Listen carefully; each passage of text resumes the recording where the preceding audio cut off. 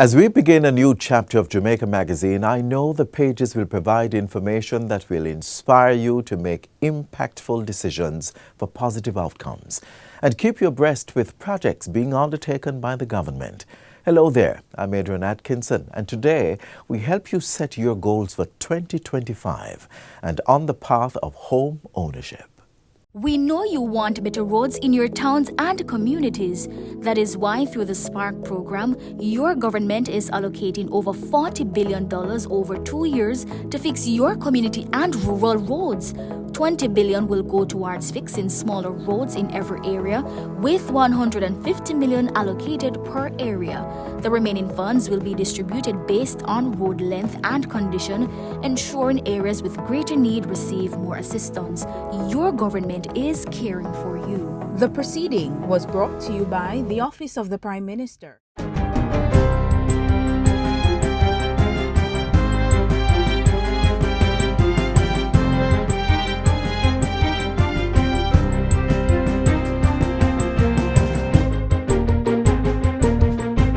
Good day, I'm Theodore Henry, and this is your JIS News for Thursday, January 2, 2025. Prime Minister Dr. Andrew Holness says special focus will be placed on targeted areas to drive economic growth this year. Agriculture is one of those key areas mentioned in his address to the nation on New Year's Day. Dr. Holness announced a $1 billion investment on capital infrastructure in storage facilities across Jamaica for farmers.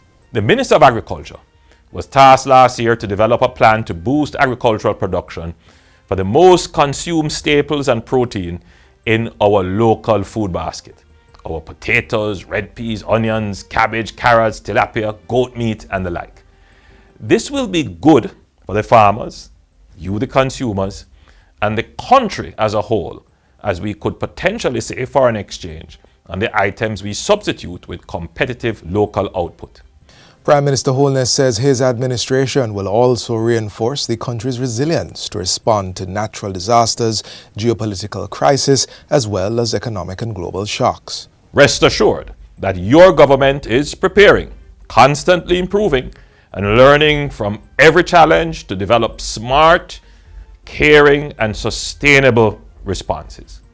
Early this month, I will receive the Disaster Risk Management Review Report, which I commissioned after the passage of Hurricane Beryl. This will form the basis for a complete overhaul of the disaster preparedness and crisis management apparatus of government. To facilitate the ease of doing business, Prime Minister Holness says government will be making several policy and legislative changes to streamline procurement, permits, and approvals. Dr. Holness says 2025 is a pivotal chapter in a larger journey toward a Jamaica that is safe, caring, peaceful, efficient, productive, and affordable for all. Effective today, January 2, approximately 30,000 customers of the National Water Commission (NWC) will start benefiting from an amnesty on their outstanding bill payments. The amnesty will run for 3 months. It applies to customers whose water supply have been disconnected for 2 or more years, including pensioners and path beneficiaries. Minister responsible for water, Matthew Samuda, made the announcement last November, saying the NWC will write off the debt of these customers and waive reconnection fees. This will allow persons to reconnect legally and facilitate the transfer of titles where outstanding bills are a challenge. In addition, customers who have been disconnected for 6 months and have made payment arrangements will get a 50% reduction. Minister Samuda says based on a needs assessment, these customers may get up to 1 year to make their payments. This is aimed at giving relief to those persons who are suffering the weight of bills from major household leaks in the past. We will also go further, especially for our pensioners. For those who would have been disconnected because of high water bills due to leaks, the National Water Commission will work with HART and its tranche of trained leak detection specialists to ensure that leak detection specialists go to the homes of pensioners at no cost to them to identify the leaks. Now, we think this is particularly important so that pensioners do not find themselves back in the same position again. Jamaica will soon have a first world road network. That's the word from Prime Minister Dr. Andrew Holness. Speaking on the government's Shared Prosperity through Accelerated Improvement to our Road Network (SPARK) program, Dr. Holness says the 600 roads slated for rehabilitation are expected to last up to 15 years. This, the Prime Minister says, will significantly benefit the country's economy. You won't ever hear a part of Jamaica, major part of Jamaica, an entire parish cut off because a bridge went down and nobody could cross it. You're not going to have that again. Everybody in Jamaica will be connected. Then below that, within your townships and major areas, we're going to improve the quality of road so that everybody who uses the road for the productive purposes can drive on good road surfaces. Dr. Holness also acknowledged the challenges the government faces in quickly addressing potholes, citing the lack of adequate government-owned equipment. We may need to reconsider it because even under emergency procurement rules, there is still a lag time between the small formation of a pothole and the mobilization of a contractor when the pothole is this big. So we are going to be looking at what capacity the government needs to retain to be able to respond immediately to the small formation of a pothole before it becomes a large crater. Minister of Agriculture, Fisheries and Mining, Floyd Green, has announced the signing of a $100 million project to build a state-of-the-art cold storage facility in Kirkvine, Manchester. The facility, slated to begin construction in January 2025, is designed to enhance the quality, nutritional value and shelf life of agricultural produce. Minister Green made the disclosure during a recent press briefing at the ministry's Hope Gardens offices in Kingston. He emphasized the importance of the project in bolstering the sustainability and resilience of agriculture in Jamaica. In addition to the Kirkvine facility, Minister Green revealed that the Jamaica Social Investment Fund (JSIF) board has also approved funding for the rehabilitation of the Colleyville cold storage facility. We are also got an approval for Colleyville to go towards contract. The board of JSIF would have approved some funds for that. I won't give you the exact figure, I don't have it at hand. But excitingly, we are looking to engage public-private model around partnership.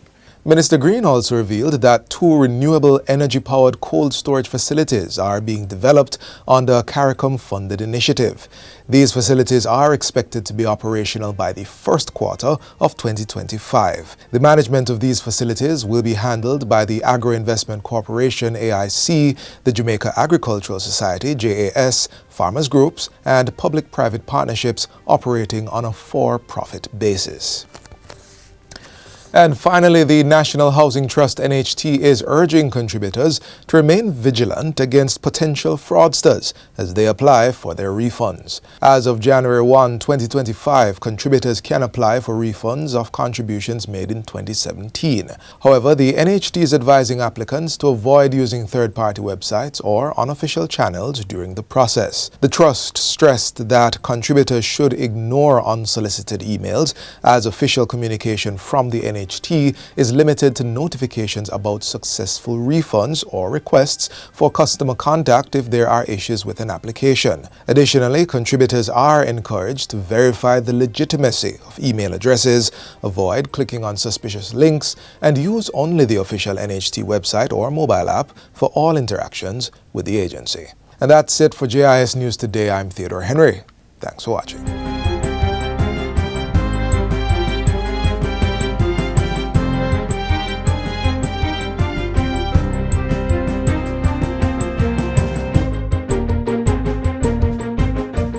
How many more must die because of reckless drivers?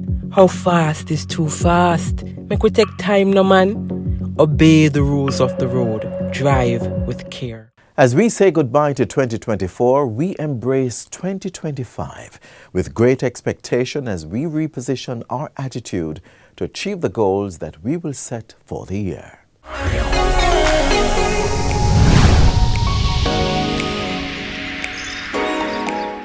Welcome to Get the Facts, the program that provides you with information on government's policies and initiatives. I'm Theodore Henry. Prior to the end of each year, that infamous word, resolution, comes out, and persons start to think about how they'll do things differently in the coming year. It's an all too familiar process that, for some persons, requires guidance and mentorship to actually see it through to fruition. To provide this kind of support is licensed sports psychologist, author, and life coach, Dr. Olivia Rose. Welcome to the program, Dr. Rose.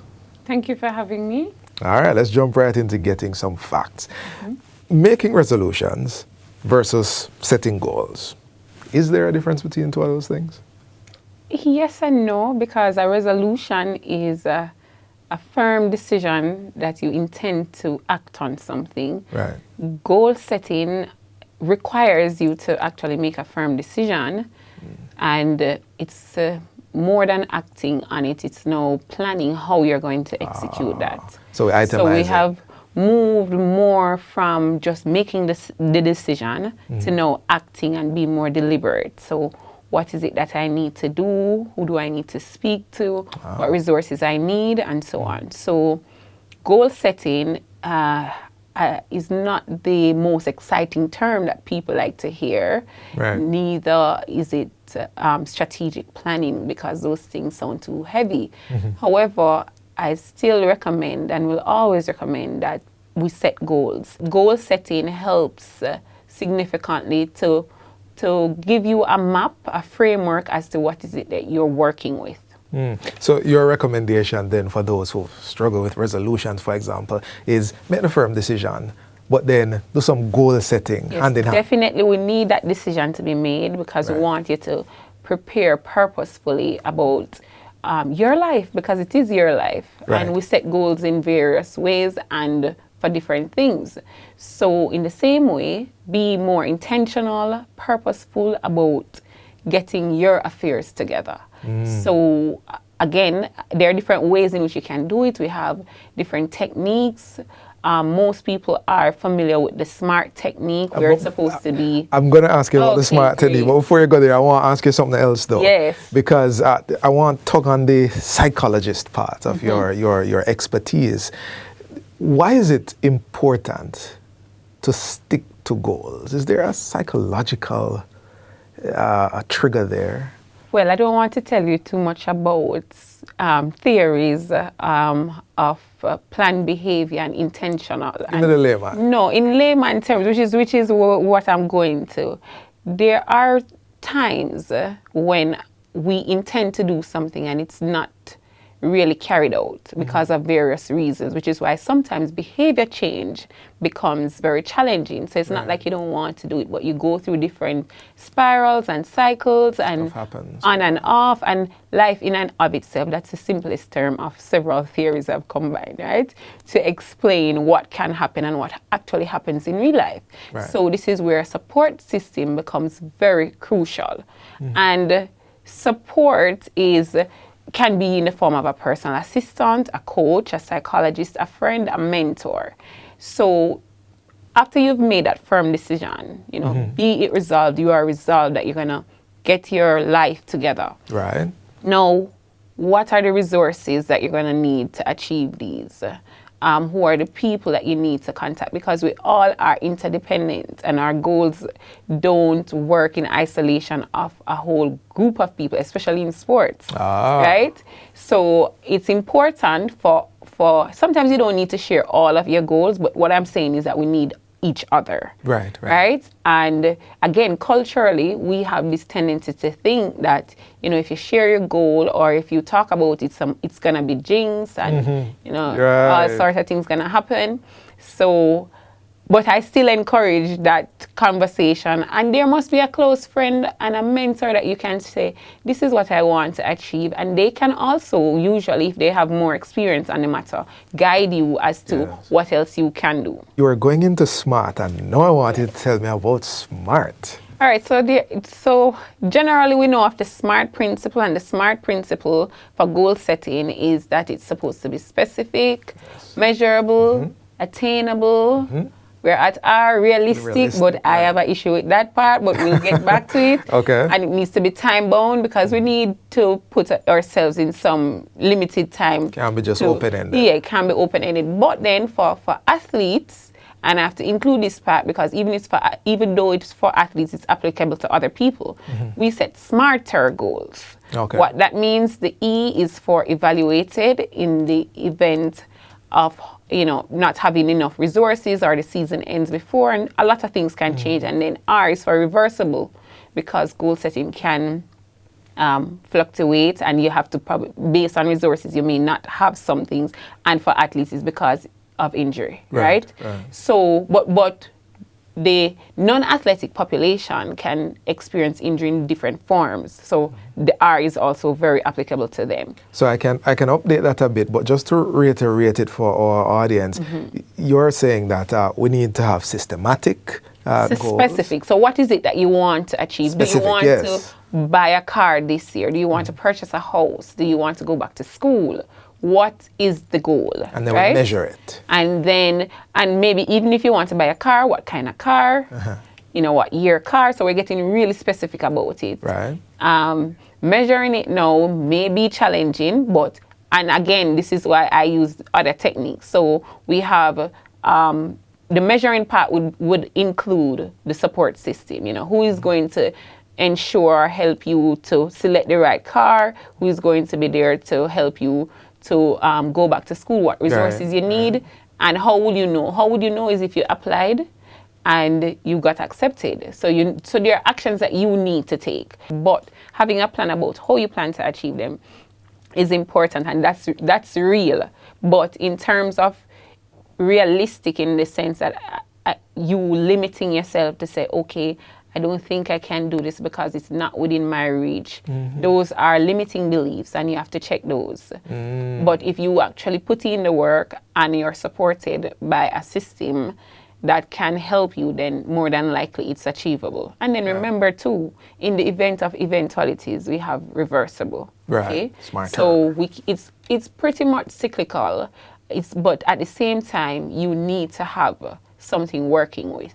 Right. So it's not cast in stone, and it requires other people, and it requires patience and time and evaluation. So I was explaining the future letter, the letter to your future self, and that's also a technique which has a lot of psychology in it, because it comes from the principle of imagery, right? And it is now activating the senses where you're going to be feeling because you're writing, right, as well as you're going to be generating certain emotions as you're writing. So if the letter would say, for example, dear future me, I'm so proud of you that you have gone back to school and you finished your first semester, and so on. So it is. So if you know that you wrote yourself this letter, and you'd pull it probably on the 6th month, you're gonna put in some work. It's assumed that you're gonna make sure that when you open the letter, you actually achieve what you have set out. So that is a more attractive way to set goals. Yes. And it's nicer and more creative, but it's still you being specific about the things you're congratulating yourself for and the achievements you would have made. But Dr. Rose, I like what we're developing here. Not only are we resolving, we're setting the goals, but we're also setting ways of helping the goals go forward. And I really have to ask about this because you mentioned it. When you spoke about realism of the goals, and you said sometimes you have to push yourself beyond what you think is even possible, how important then do you see as having the right attitude to the success of goals? Excellent question, Theodore. The attitude is everything, and what you believe is everything. And this is why goal setting is always going to be encouraged. So yes, you may not achieve everything because life happens. Right. But not having a plan is not an excuse. And if you are doubting yourself about whether or not you can or you can't, and then you don't have a plan combined with all of that, then the result, as you know, will not be anything exciting or welcoming or pleasing. And remember, some goals are dependent on other people. And they are even probably more dependent on other people. So it may not be possible, even if you have tried your very best. So again, the attitude, the underlying attitude, needs to be one of optimism. So even when things don't work out, and in sports and when there are hurdles and challenges, we still pick ourselves up and keep going, and also commend ourselves, because I find that part of the goal setting is not usually highlighted. Commend ourselves and each other and celebrate ourselves for the goals we've achieved. Right. Even if it is making it to the end of the year, right? Because life is the ultimate gift, and you get to decide when you are resolved and when you have firm decisions and you're intentional about how you want to live your life.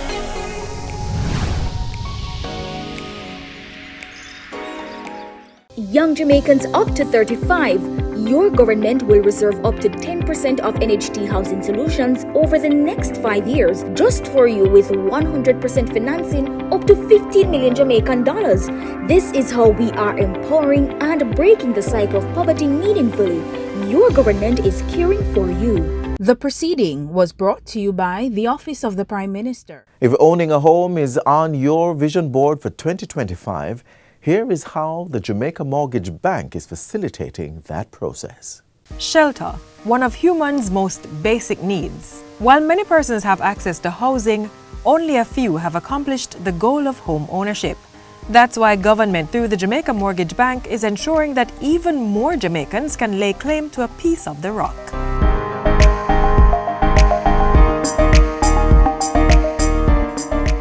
As the name suggests, the Jamaica Mortgage Bank provides interim financing for developers to build affordable houses. Established in June 1971 as a private liability company, the bank was converted in 1973 to a statutory corporation. During the 1980s and early 90s, the bank partnered with what is now known as the Housing Agency of Jamaica to fund housing solutions across the island. Today, the Jamaica Mortgage Bank is a self-financing entity with the sole purpose of funding safe and affordable housing solutions for Jamaicans. The Jamaica Mortgage Bank has financed over 150 projects over its 50 years. More recently though, in the last 5 years, we have accelerated our mandate and we are now providing more financing than before in the last 5 years. In fact, over the last 5 years, we have assessed about 58 projects across the length and breadth of Jamaica, valuing about $26 billion. The bank offers 3 distinct services: financing for the primary market, financing for the secondary market, and managing the Government of Jamaica's Mortgage Indemnity Insurance Plan. The core of the mortgage bank's work is in the primary market, where it provides developers with financing to build houses. You cannot go anywhere in Jamaica and not see housing development going on. And that's only because there's such a huge gap between the number of starts compared to the demand. And in addition to that, we know that it's a low-hanging fruit in terms of investments for developers. They enjoy a very healthy return on equity and return on investment. So what we're seeing is that development in terms of returns compete with only the stock market. In the secondary market, the bank offers a pool of funds to financial institutions who then on-lend to potential homeowners at an affordable rate. And through the Mortgage Indemnity Insurance Plan, the bank provides an entry point for developers to get into the housing market. We insure the risk that mortgage lenders do not want to take in terms of the percentage of loan to an individual. Once that is insured, then the potential purchaser of a house has a lower down payment, and so they can get into housing much quicker.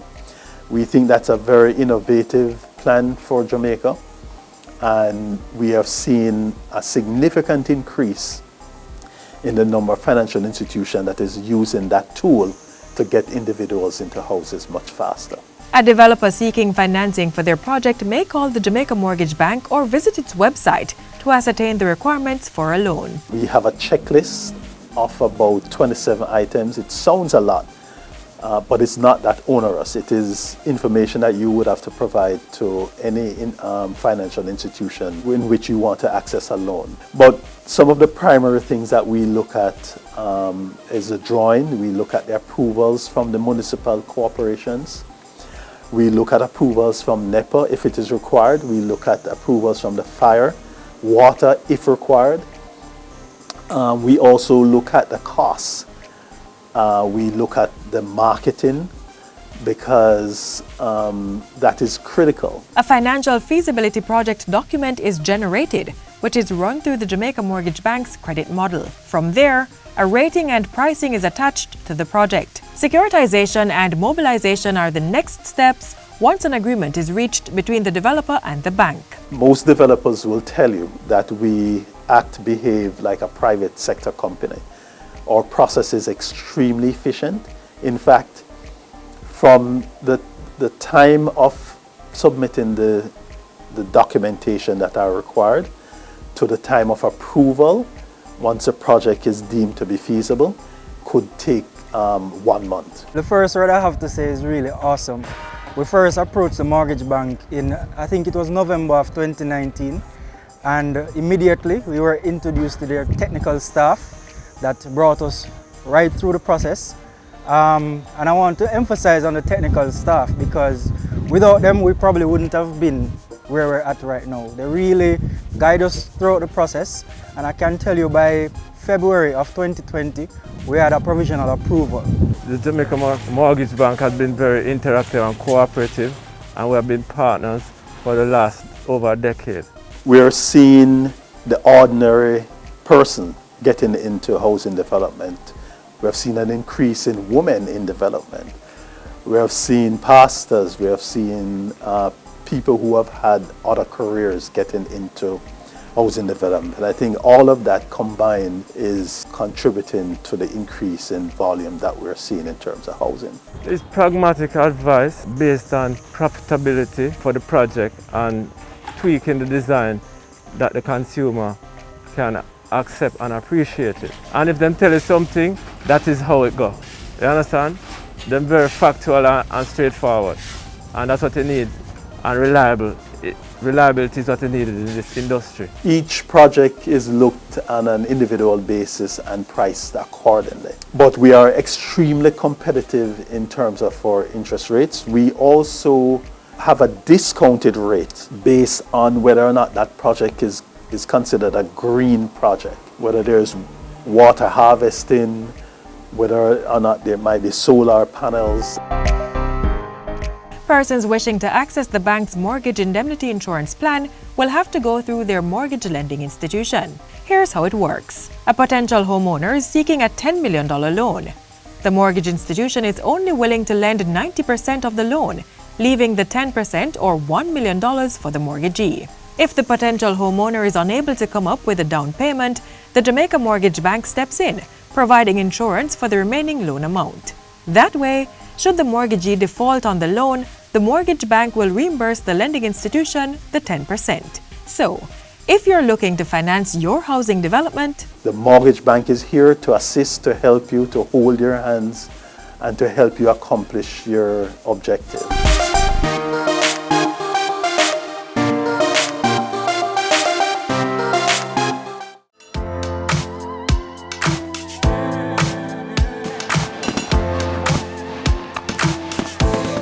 This is where our journey ends, but only for today. Do join us again tomorrow when we'll bring another informative program.